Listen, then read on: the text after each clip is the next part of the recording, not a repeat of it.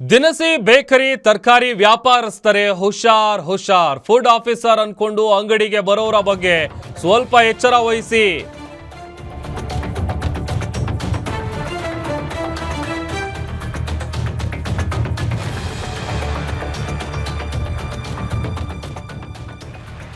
ID card ತೋರಿಸ್ತಾರೆ, food safety ಅಧಿಕಾರಿ ಅಂತ ಹೇಳ್ತಾರೆ. ಅವರ ಚಾಣಕ್ಯ ಮಾತುಗಳನ್ನ ನೀವೇನಾದ್ರೂ ಕೇಳಿದ್ರೆ ನಿಮ್ಮ ಅಂಗಡಿಗಳಿಗೆ ಕನ್ನ ಹಾಕ್ತಾರೆ. ನೆಲಮಂಗಲದಲ್ಲಿ ನಕಲಿ ಫುಡ್ ಆಫೀಸರ್ ಗ್ಯಾಂಗ್ನ ಹಾವಳಿ ಜಾಸ್ತಿ ಆಗಿದೆ. ಅಮಾಯಕ ವ್ಯಾಪಾರಸ್ಥರನ್ನ ನೋಡಿ ಅಂಗಡಿಗಳ ಮೇಲೆ ದಾಳಿ ಮಾಡ್ತಾ ಇದ್ದಾರೆ. ಬರ್ತಾರೆ, ಲೈಸೆನ್ಸ್ ತೋರಿಸಿ ಅಂತ ಕೇಳಿ ಅಂಗಡಿಗಳಿಗೆ ನುಗ್ತಾ ಇದ್ದಾರೆ ನಕಲಿ ಟೀಮ್. ಲೈಸೆನ್ಸ್ಗಾಗಿ 1416 ರೂಪಾಯಿ ಡಿಮ್ಯಾಂಡ್ ಮಾಡ್ತಿದೆ ಈ ಗ್ಯಾಂಗ್. ಸಿಸಿಟಿವಿಯಲ್ಲಿ ಸೆರೆ ಸಿಕ್ಕಿದೆ ನಕಲಿ ಲೇಡಿ ಆಫೀಸರ್ನ ರೇಖಾ. ನೆಲಮಂಗಲ ಪೊಲೀಸರಿಗೆ ವಿಡಿಯೋ ಸಮೇತ ವ್ಯಾಪಾರಸ್ಥರು ಕಂಪ್ಲೇಂಟ್ ಕೊಟ್ಟಿದ್ದಾರೆ. ಇದೇ ಮಹಿಳೆ ಫೋಟೋ ತೋರಿಸ್ತಾ ಇದೀವಿ ನೋಡಿ. ಐಡಿ ಕಾರ್ಡ್ ತೋರಿಸ್ತಾರೆ, ನಾವು ಫುಡ್ ಸೇಫ್ಟಿ ಡಿಪಾರ್ಟ್ಮೆಂಟ್ ಇಂದ ಬಂದಿರೋದು ಅಂತ ಸುಳ್ಳು ಹೇಳ್ತಾರೆ. ಆಮೇಲೆ ನಿಮ್ದು ಲೈಸೆನ್ಸ್ ತೋರಿಸಿ, ಅದು ತೋರಿಸಿ, ಇದು ತೋರಿಸಿ ಅಂತ ಹೇಳಿ ಅಮೌಂಟಿಗೆ ಡಿಮ್ಯಾಂಡ್ ಇಡ್ತಾ ಇದ್ದಾರೆ. ಆಧಾರ್ ಕಾರ್ಡ್ ಬೇಕಾಗುತ್ತೆ, ಲೈಸೆನ್ಸ್ ಕಾಪಿ ಬೇಕಾಗುತ್ತೆ.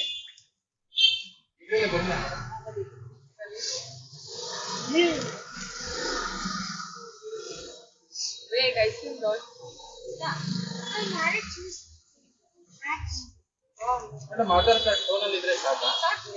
ಎಲ್ಲ ಫೋನಲ್ಲೇ ಸಾಕು, ನಮ್ಗೆ ಯಾವುದು ಹಾರ್ಡ್ ಕಾಪಿ ಬೇಡ. ನಿಮಗೆ ಕಳಿಸ್ತೀನಿ, ನಾನು ಬಂದಿದ್ದಕ್ಕೆ ಮೆಸೇಜ್ ಹಾಕ್ತೀನಿ.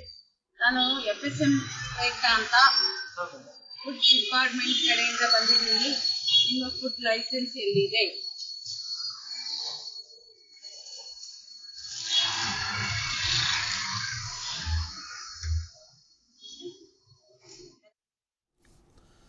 ಮೂರ್ತಿ, ನಮ್ಮ ಪ್ರತಿನಿಧಿ ಹೆಚ್ಚಿನ ಡೀಟೇಲ್ಸ್ ಅನ್ನ ಕೊಡ್ತಾರೆ. ಮೂರ್ತಿ, ಫೇಕ್ ಐಡಿ ಕಾರ್ಡ್ಗಳನ್ನ ಇಟ್ಕೊಂಡು ಫುಡ್ ಸೇಫ್ಟಿ ಆಫೀಸರ್ಗಳು ನಾವು ಅಂತೇಳಿ ದಾಳಿ ನಡೆಸಿದಾರಲ್ಲ, ಎಷ್ಟು ಕಡೆ ಬಂದಿದ್ದಾರೆ? ಆಮೇಲೆ ಯಾರೀಕೆ ರೇಖಾ? ಪ್ರಭು, ರಾಜ್ಯದಲ್ಲಿ ನಕಲಿ ಫುಡ್ ಅಧಿಕಾರಿಗಳ ತಂಡ, ಅದರಲ್ಲೂ ಬೆಂಗಳೂರು ಗ್ರಾಮಾಂತರದಲ್ಲಿ ಈ ಒಂದು ಗ್ಯಾಂಗ್ ಫುಲ್ ಆಕ್ಟಿವ್ ಆಗಿರುವಂತದ್ದು.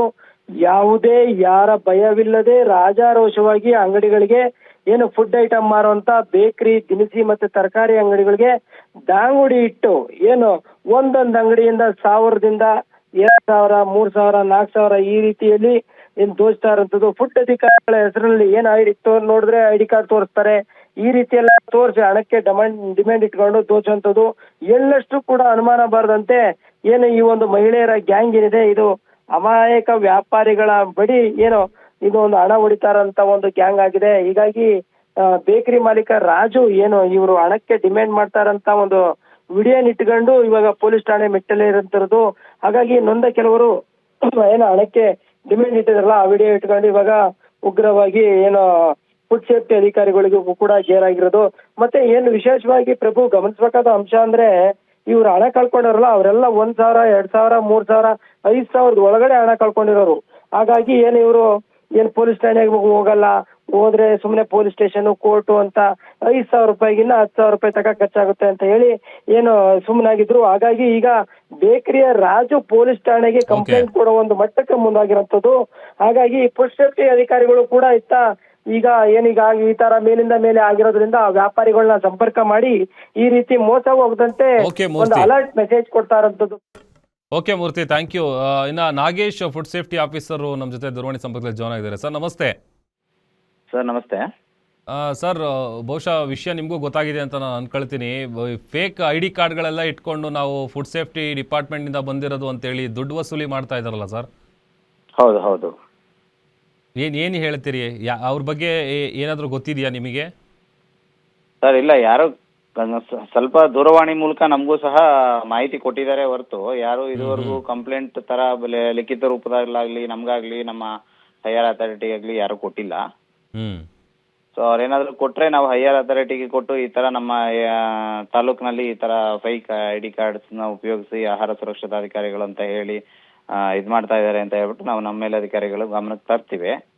ಸೊ ಯಾರು ಸಹ ಕಂಪ್ಲೇಂಟ್ ಅಂತ ಹೇಳ್ಬಿಟ್ಟು ನಮಗೆ ಮಾಡಿಲ್ಲ. ಓವರಲ್ಲಿ ಹಿಂಗ್ ಬಂದಿದ್ದಾರೆ, ಹೀಗೆ ಮಾಡ್ತಾ ಇದ್ದಾರೆ ಅಂತ ಹೇಳಿದ್ದಾರೆ ಹೊರತು ಯಾರು ಸಹ ಮುಂದಾಗಿಲ್ಲ ಸರ್ ಕಂಪ್ಲೇಂಟ್ ಕೊಡ್ಲಿಕ್ಕೆ. ಈಗ ಈ ವಿಚಾರ ಗೊತ್ತಾದ್ಮೇಲೆ ನೀವೇನಾದ್ರೂ ಮತ್ತೆ ನೆಕ್ಸ್ಟ್ ಏನಾದ್ರೂ ಕ್ರಮ ತಗೊಂಡ್ರ ಹೇಗೆ ಅಂತ ಸರ್? ಸರ್, ಅವರಿಗೆ ಅರಿವು ಮೂಡಿಸೋದಾಗ್ಲಿ ಅಥವಾ ಅವ್ರಿಗೆ ನಾವು ಹೇಳೋದಾಗ್ಲಿ ಈ ಆಹಾರ ತರದ್ದು? ಮಳಿಗೆಗಳಿಗಾಗ್ಲಿ, ಬೇಕರಿಗಾಗ್ಲಿ, ಹೋಟೆಲ್ಸ್ ಇವಕ್ಕೆಲ್ಲ ಹೇಳಿ ಈ ತರ ಯಾರು ನಮ್ಮ ಇಲಾಖೆಯಿಂದ ಬರೋದಿಲ್ಲ. ಹಾ, ಸೊ ಲೈಸೆನ್ಸ್ ಮಾಡ್ಲಿಕ್ಕೆ ನಿಮ್ಗೆ ಆನ್ಲೈನ್ ಅಲ್ಲಿ ಮುಕ್ತವಾದ ಅವಕಾಶ ಇದೆ, ಆನ್ಲೈನ್ ಅಲ್ಲಿ ಮಾಡಿ ಅಂತ ಹೇಳ್ಬಿಟ್ಟು ಸಾಕಷ್ಟು ನಮ್ಗೆ ನಾವು ಹೋಗಿದ ಕಡೆ ಎಲ್ಲ ಅರಿವು ಮೂಡಿಸ್ತಾ ಇದೀವಿ. ಹ್ಮ್. ಆಮೇಲೆ ಬಹಳಷ್ಟು ಜನ 1,000, 2,000, 5,000ದೊಳಗೆ ದುಡ್ಡು ಕಳ್ಕೊಂಡಿರೋದಕ್ಕೆ ಅವ್ರು ಯಾರು ಪೊಲೀಸ್ ಸ್ಟೇಷನ್ಗೆ ಹೋಗಿಲ್ಲ ಕಂಪ್ಲೇಂಟ್ ಕೊಡೋದಕ್ಕೆ. ಹೌದು ಹೌದು ಓಕೆ, ಇದಕ್ಕೆಲ್ಲ ಬ್ರೇಕ್ ಹಾಕೋದಕ್ಕೆ ನೀವು ಏನು ಕ್ರಮ ಕೈಗೊಳ್ತೀರಿ ಸರ್? ಸರ್, ನಾವು ಅವ್ರಿಗೆ ಸಾರ್ವಜನಿಕರಿಗೆ ಅರಿವು ಮೂಡಿಸ್ಬೋದು ಅಷ್ಟೇ ಹೊರತು ವಿನಃ ಅವರು ಖುದ್ದಾಗಿ ಸಾರ್ವಜನಿಕರು ಮುಂದೆ ಬಂದು ಕಂಪ್ಲೇಂಟ್ ಲಾಂಚ್ ಮಾಡದೆ ನಾವು ಮಾಡ್ಲಿಕ್ಕೆ ಆಗೋದಿಲ್ಲ. ಇದಕ್ಕೆಲ್ಲ ನಮ್ಮ ಹೈಯರ್ ಅಥಾರಿಟಿ, ನಮ್ಮ ಕಮಿಷನರ್ ಸರ್ ಗಮನಕ್ಕೆಲ್ಲ ತಂದಿದೀವಿ. ಸೊ ಅವರು ಕ್ರಮ ಕೈಗೊಳ್ತಾರೆ sir. Okay, thank you Nagesh ಅವರೇ, ಗ್ಯಾರಂಟಿ ನ್ಯೂಸ್ ಜೊತೆ ಮಾತನಾಡಿದ್ದಕ್ಕೆ.